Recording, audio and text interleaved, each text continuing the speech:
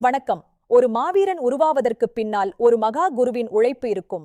இன்று அத்தியாயம் 6 ஹஸ்தினாபுரத்திற்கு துரோணாச்சாரியார் எப்படி வந்தார் என்பதையும் அவர் குரு வம்சத்தின் வாரிசுகளை எப்படி உலகத்தரம் வாய்ந்த வீரர்களாக மாற்றினார் என்பதையும் பார்க்கப் போகிறோம். அத்தியாயம் 6 துரோணாச்சாரியாரின் வருகை. துரோணாச்சாரியார் ஒரு பிராமணர். ஆனால் அஸ்திர வித்தையில் அவருக்கு நிகர் யாரும் இல்லை. வறுமையின் பிடியில் இருந்த அவர் தகுதியான சீடர்களை தேடி அலைந்து கொண்டிருந்தார்.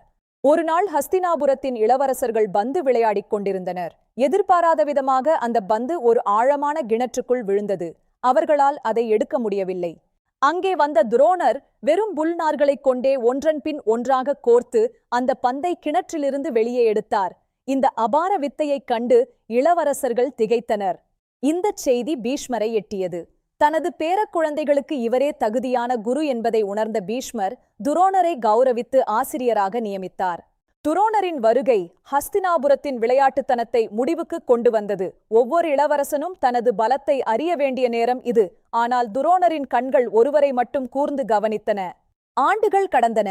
இளவரசர்கள் மர்போர், வாழ்வீச்சு மற்றும் ஈட்டி எறிதலில் கைதேர்ந்தவர்களாக மாறினர். ஆனால் வில் வித்தையில் ஒருவன் சிகரத்தை தொட்டான். அவன்தான் அர்ஜுனன்.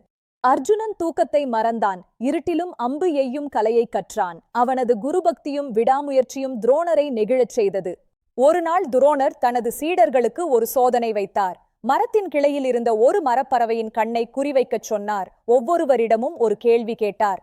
உனக்கு என்ன தெரிகிறது என்று கேட்டார் துரோணர். எனக்கு மரம் தெரிகிறது, வானம் தெரிகிறது, பறவை தெரிகிறது என்றனர் மற்றவர்கள். துரோணர் அவர்களை அம்பு எய்ய அனுமதிக்கவில்லை. இறுதியாக அர்ஜுனனிடம் கேட்டபோது, குருதேவே, எனக்கு அந்த பறவையின் கண் மட்டும்தான் தெரிகிறது என்றான். அந்த பதில்தான் துரோணர் எதிர்பார்த்தது. அம்பு பறந்து சென்று இலக்கை தாக்கியது. இலக்கை மட்டும் பார்ப்பவனே வெற்றியாளன் என்பதை அர்ஜுனன் நிரூபித்தான். உலகிலேயே சிறந்த வில்வீரன் இவன்தான் என்று துரோணர் அன்றே அறிவித்தார். ஆனால் இது ஒருவருக்கு பிடிக்கவில்லை. கர்ணன் அந்த திறமையை தானும் பெற்றுள்ளதை அறிந்திருந்தான். ஆனால் அவனது குலத்தின் பெயரால் அவன் துரோணரால் நிராகரிக்கப்பட்டான். அவனது ஆர்வம் ஆத்திரமாக மாறியது. அதே நேரத்தில் காட்டில் ஏகலைவன் என்ற மற்றொரு மாணவன் துரோணரின் உருவச் சிலையையே குருவாகக் கொண்டு ரகசியமாக பயிற்சி பெற்று வந்தான். அவனது தியாகம் இன்னும் கொடுமையானது.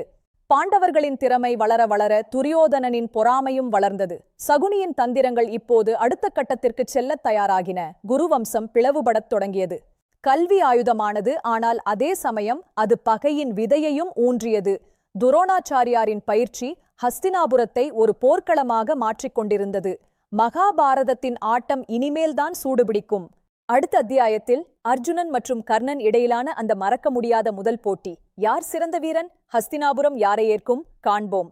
தொடர்ந்து இணைந்திருங்கள். மகாபாரதத்தின் மர்மங்கள் இன்னும் ஆழமாகும். தர்மத்தின் போர் தொடரும். உங்கள் உண்மை AI. நன்றி, வணக்கம். மகாபாரதம் தொடரும்.